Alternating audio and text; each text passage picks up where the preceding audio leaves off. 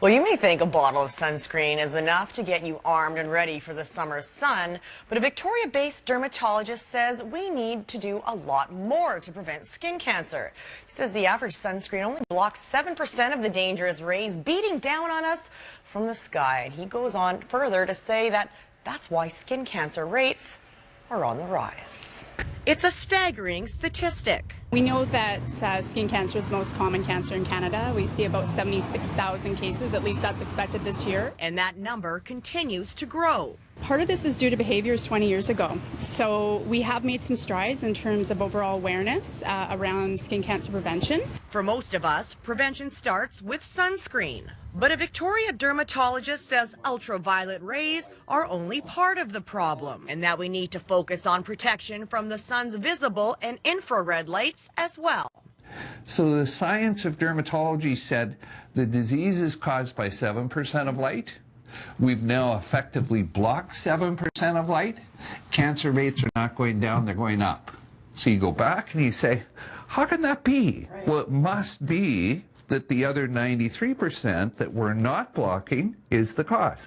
And Dr. Telford says that's where retinoyl palmitate comes in, a vitamin A molecule that's made naturally in our sweat glands.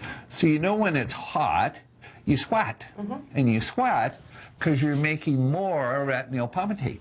So what we've done is said, gee, if this is a natural sun filter, let's put it in a cream and see what it does. So you're putting on your sunscreen as you should. Now we say, no, put retinoyl palmitate on as well. What it does is it acts as a filter, and it particularly filters that other 93%. Dr. Telford has been making Cloud Vitamin A cream for almost 10 years. He has skin cancer patients who use it, and women are particularly fond of the cream for its ability to reverse premature aging. Over a period of a couple months, super smooth, brown spots start to fade, fine lines and wrinkles go away. So this is new and revolutionary. The information on retinoyl palmitate is a sunscreen, 8 years old. Retinol, 5 years old. Cancer prevention, published in December. Much too early for the Canadian Cancer Society to weigh in on the cream's effectiveness.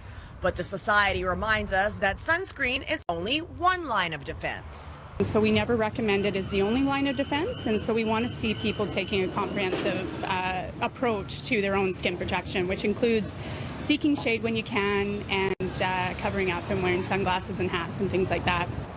So imagine if this stuff works. We use our UVA, UVB protection, and then we use this retinoyl palmitate, and then we're like completely covered, and it's going to make us look younger, possibly. And we get a hat with a nice big brim, and we're ready to go. We're solid. And then dark lines and things are going away. It sounds like a miracle in a body. Body? In a bottle? In a bottle.